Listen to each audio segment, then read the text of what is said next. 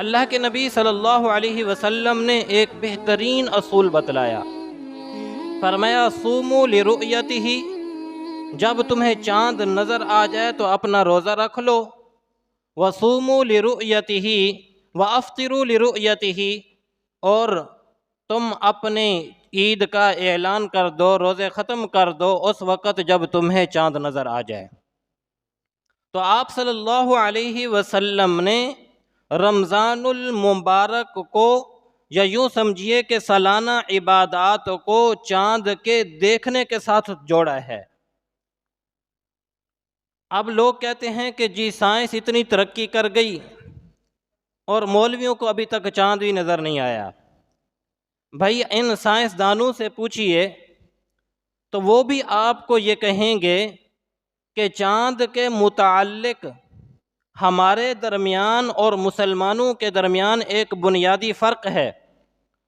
وہ بنیادی فرق یہ ہے کہ سائنس کے نزدیک جب چاند گھٹتے گھٹتے اتنا کم ہو جاتا ہے کہ اس کی روشنی زمین پر نہیں پہنچتی، چاند سیاہ ہو جاتا ہے، اس کی وجہ یہ ہوتی ہے کہ چاند جب تک سورج کے سامنے رہتا ہے تو سورج کی روشنی سے یہ چاند روشن ہوتا ہے اور پھر اس کی روشنی زمین تک پہنچتی ہے۔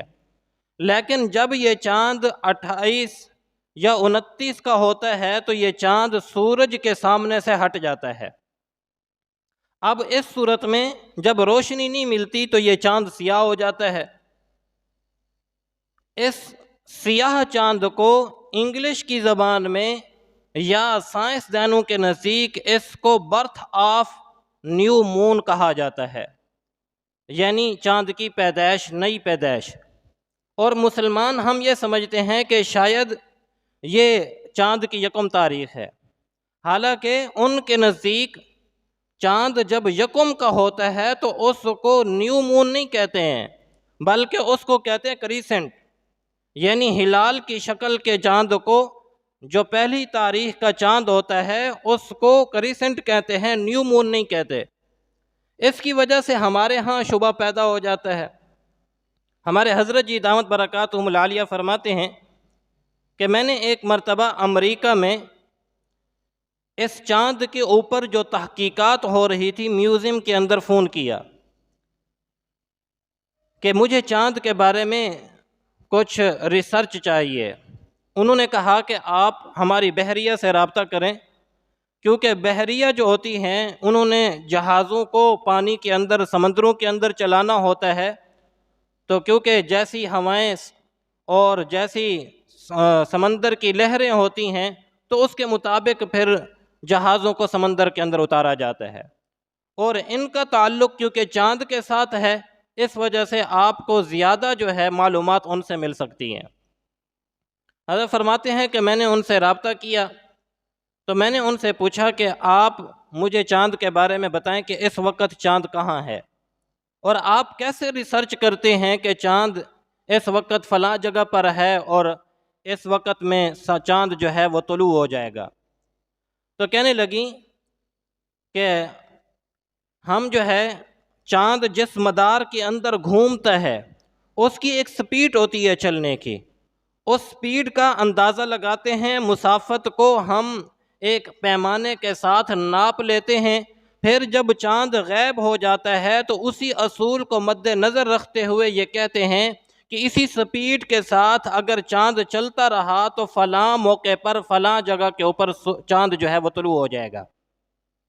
تو حضرت فرماتے ہیں کہ میں نے ان سے کہا کہ پھر آپ مجھے اس وقت دیکھ کر بتائیں کہ چاند کہاں پہ ہے۔